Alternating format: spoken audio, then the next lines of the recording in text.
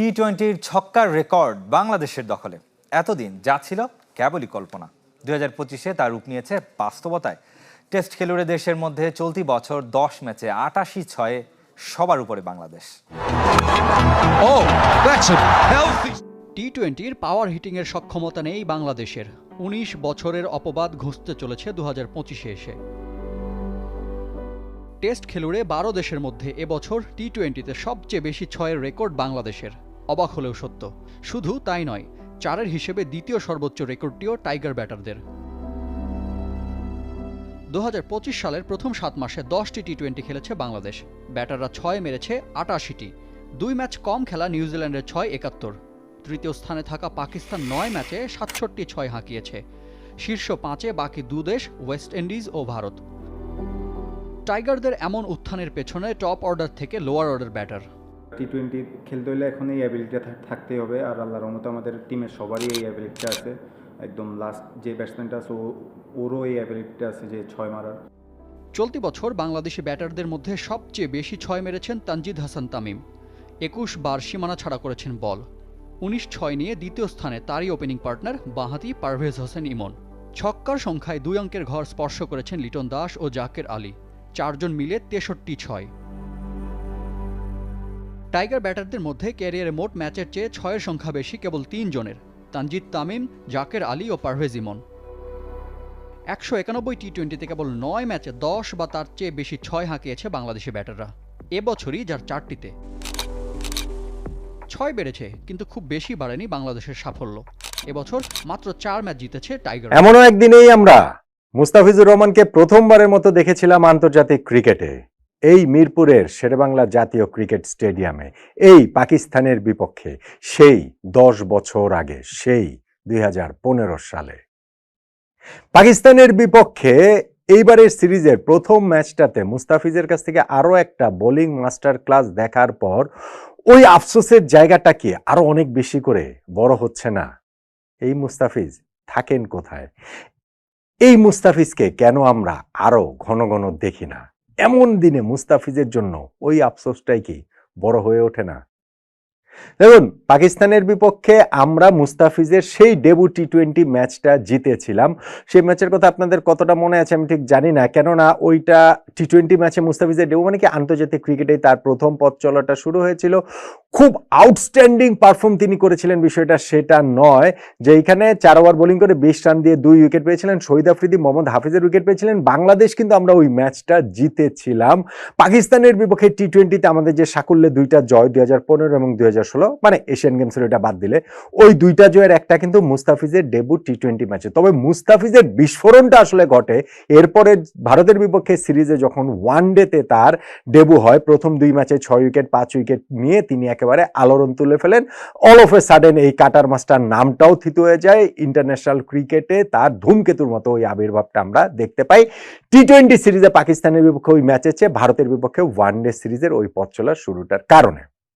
কিন্তু Mustafiz special bowler, Mustafiz special talent, এইটা আমরা টাইম এন্ড এগেন দেখেছি। এই যে ধরুন পাকিস্তানের বিপক্ষে এইবার যে আমরা 9 বছর বিরতিতে আবারও একটা টি-20 ম্যাচ জিতলাম, দেন এগেন ওই এশিয়ান গেমসের ম্যাচ জয়টাকে ব্র্যাকেট বন্দি করে রেখেই বলছি, তাতে মুস্তাফিজের এই বোলিংটার একটা বড় অবদান রয়েছে। পাকিস্তানকে আমরা 110 রানে আটকে দিয়েছি, সেইখানে মুস্তাফিজের 2 উইকেট না, বেশি করে যেটা বলতে হবে সেটা হচ্ছে 4 ওভার বোলিং করে মাত্র 6 রান দিয়েছেন তিনি। 24টা বল করে মাত্র 6 রান দিয়েছেন। ভাবা যায় বাংলাদেশের ক্রিকেট ইতিহাসে 4 ওভারের পূর্ণ কোটায় সবচেয়ে মিতব্যয়ী বোলিং এর রেকর্ডটা মুস্তাফিজ করলেন। বলা চলে যে নিজের যেই রেকর্ডটা আরো 2 জনের সঙ্গে তিনি ভাগাভাগি করছিলেন, রিশাদের সঙ্গে এবং তানজিম সাকিবের সঙ্গে, ওই 2 জনও 4 ওভারের কোটায়, মুস্তাফিজও আরো একটা ম্যাচে 7 রান দিয়েছিলেন, ওইটা মুস্তাফিজ নিজের করে দিলেন, 4 ওভারে মাত্র 6 রান দিলেন। আন্তর্জাতিক ক্রিকেটে এই নিয়ে 4টা ম্যাচে তিনি 4 ওভারের কোটাতে 10 রানের কম দিলেন, যেইটা আর কোন দেশের কোন বোলার, মানে পূর্ণ সদস্য আইসিসির কোন দেশের কোন বোলার করতে পারেনি। 3 জন বোলার এটা করতে পেরেছিলেন, যে 3টা করে ম্যাচে ছিল মুস্তাফিজের সঙ্গে, মানে মুস্তাফিজ সহ 4 জন ছিলেন, তার মধ্যে সাকিব একজন। এখন মুস্তাফিজের এককভাবে এই জায়গাটাতে তিনি রয়েছেন। মুস্তাফিজ পাকিস্তানের বিপক্ষে এই ম্যাচে তিনি যেমন ফিফথ ওভারে ফার্স্ট বোলিংয়ে আসলেন, ওই ওভারটা থেকে মাত্র একটা রানই তিনি দিয়েছেন এবং উইকেটও একটা তুলে নিয়েছেন। ক্রস সিমে যেই বলটা করেছিলেন সেইখানটাতে হাসান নয়াজ বিগ শট খেলার চেষ্টা করেছিলেন, ব্যাটার আউটসাইড এজে লেগে সেটা থার্ড ম্যানে ক্যাচ হয়েছে। মুস্তাফিজকে তারপরে আবার মিডল ওভার্সে ফেরত আনানো হয়েছিল একটা ওভারের জন্য, সেইখান থেকে তিনি মাত্র 2 রান দিয়েছেন, উইকেট পাননি, তবে তার ওই ওভার একটা রান আউটও হয়েছিল। এরপরে ডেথ ওভারে তিনি আবার বোলিংয়ে আসেন এবং এসে ওইখানে খুশদিল শাহকে একটা স্লোয়ারে আউট করে দেন। খুশদিল শাহ মিড অফে ক্যাচ দিয়ে আউট হন। ইনফ্যাক্ট ভেরি নেক্সট বলে তিনি আরো একটা উইকেট পেতে পারতেন, আম্পায়ার আউট দেননি, তিনি রিভিউ নিলেই বাংলাদেশ দল তাহলে আরেকটা উইকেট তিনি পেয়ে যেতে পারেন, বাংলাদেশ রিভিউ নেননি। কিন্তু ওই ওভারটাতেও তিনি মাত্র 2 রান দিয়েছেন আর 19 নম্বর ওভারটাতে তিনি মাত্র আবারও 1 রান দিয়েছেন। তার মানে দেখেন 4টা ওভার তিনি বোলিং করেছেন, 1 রান দিয়েছেন, 2 রান দিয়েছেন, 2 রান দিয়েছেন, 1 রান দিয়েছেন। 24টা বলের মধ্যে 18টা তিনি ডট বল করেছেন, বাকি 6টা আসলে সিঙ্গেল তার বলে নিতে পেরেছে পাকিস্তানের ব্যাটসম্যানরা।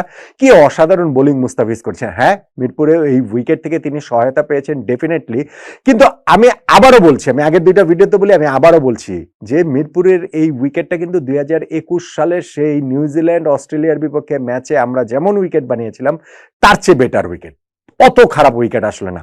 ডেফিনেটলি এখনো মিরপুরের এই wicket up to the mark না। যেই উইকেটে খেলা হয়েছে আমি বলছি 150-160 রানের উইকেট, এখন সেই উইকেটে খেলে কি আমরা উন্নতি করতে পারবো? না, আমরা পারবো না।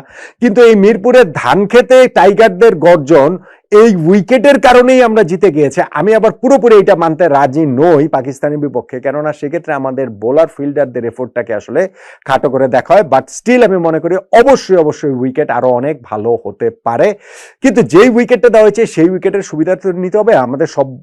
আমাদের বোলাররা সেই সুবিধাটা নিচ্ছেন এবং মুস্তাফিজের মতো অত ভালোভাবে আসলে কেউ নিতে পারেনি। মুস্তাফিজ এই জাতীয় উইকেটের মাস্টার। আমরা 2021-এর সেই অস্ট্রেলিয়া নিউজিল্যান্ডের বিপক্ষে ওই সিরিজ 2টার কথা বলছিলাম, ওই সিরিজ 2টাতে মুস্তাফিজ ছিলেন একেবারে আনপ্লেয়েবল। আমার আফসোসের জায়গা কি, বাংলাদেশ ক্রিকেট সংশ্লিষ্ট সবারই আফসোসের জায়গা যে মুস্তাফিজ যে কত বড় বোলার সেটা কি তিনি নিজেও আসলে জানেন, বা ক্রিকেটটাকে তিনি কি আসলে অত সিরিয়াসলি দেখেন? এখন 10 বছর একটা ক্রিকেটার যখন আন্তর্জাতিক খেলে ফেলেন আন্তর্জাতিক অঙ্গনে, তারপরে নিয়ে এই প্রশ্ন তোলাটাই অনেক ক্ষেত্রে খুবই বিব্রতকর।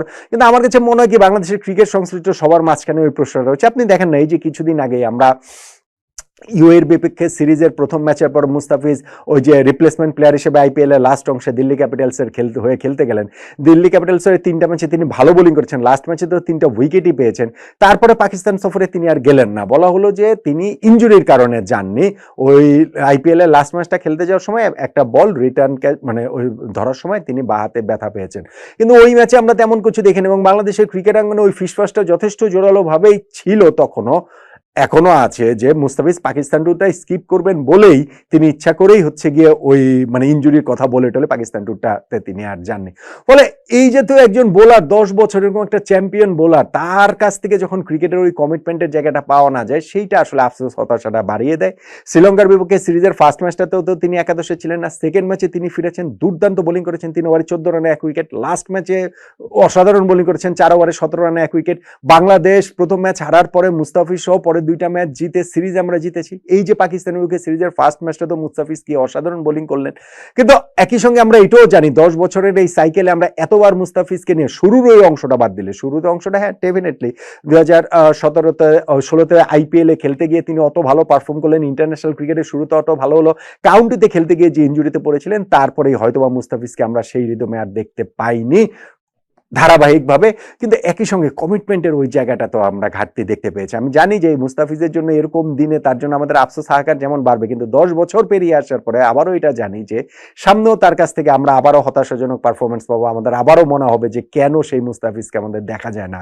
কিন্তু এই কথাটা অবশ্যই নিঃসন্দেহে সবার স্বীকার করতে হবে যে Mustafiz one of a kind. Bangladesh ক্রিকেটে এরকম বোলার আসেনি, ওয়ার্ল্ড ক্রিকেটও এই ঘরানার বোলার, এই প্যাটার্নের বোলারটা তিনি যে আসলে যে খুব বেশি আসেন, এবং আমি এটাই বলছিলাম তিনি যে কত বড় বোলার সেটা হয়তো বা মুস্তাফিজ নিজেও জানেন না, যেই কারণেও ক্রিকেটের প্রতি আমি জানি না যে আসলে ঠিক কতটা কমিটমেন্ট নিয়ে কতটা কমিটেড থেকে তিনি আসলে ক্রিকেট খেলেন। টেস্ট ক্রিকেটটা তিনি যেভাবে ছেড়ে দিয়েছেন সেইটা নিয়েও বাংলাদেশের ক্রিকেট আঙ্গনে প্রশ্ন রয়েছে। এখন মুস্তাফিজের কাছ থেকে বাংলাদেশ যখন এরকম চ্যাম্পিয়নের মতো পারফরমেন্স পায় তখন ওই আফসোসের জায়গাটাই বড় হয়ে ওঠে যে এই মুস্তাফিজকে কেন আমরা আরো ধারাবাহিকভাবে পাই না, কেন আমরা আরো নিয়মিত পাই না, কেন এই মুস্তাফিজের ক্রিকেটের প্রতি শতভাগ সেই কমিটমেন্টটা থাকে না। থাকলে হয়তোবা আমরা মুস্তাফিজের কাছ থেকে আরো কত কিছুই না পেতে পারতাম। এখন এই পাকিস্তানের বিপক্ষে সিরিজের প্রথম ম্যাচটা, এটা তো অনেক বড় আলোচনা, কিন্তু প্রথম ম্যাচে মুস্তাফিজের যেই শুরুটা হলো, পুরো বাংলাদেশ দলের যেই শুরুটা হলো, সেই ধারাবাহিকতা রেখে পাকিস্তানের বিপক্ষে এই সিরিজে যেটা বলছিলাম যে হোয়াইট ওয়াশের বদলা বাংলাদেশ বাংলা ওয়াশে নিতে পারবে কিনা, সেটা যদি নাও পারে অন্ততপক্ষে সিরিজ জিততে পারবে কিনা। মুস্তাফিজ 2021 সালের অস্ট্রেলিয়া নিউজিল্যান্ডের বিপক্ষে সিরিজের মতো ওইরকম আনপ্লেয়েবল হয়ে ওঠার সিনড্রোম আমরা দেখতে পেয়েছি প্রথম ম্যাচটাতে পাকিস্তানের বিপক্ষে। সিরিজের পরের দুইটা ম্যাচে ওকে মুস্তাফিজ ওই রকম ভাবেই এক দুর্বোধ্য ধাঁধা হয়েই পাকিস্তানের ব্যাটসম্যানদের জন্য থাকবেন কিনা, থাকতে যদি পারেন সেইটা বাংলাদেশের সিরিজ জয় কিংবা বাংলা ওয়াশের জন্য খুবই খুবই খুবই একটা কার্যকর প্রভাবকের ভূমিকা নিঃসন্দেহে পালন করবে।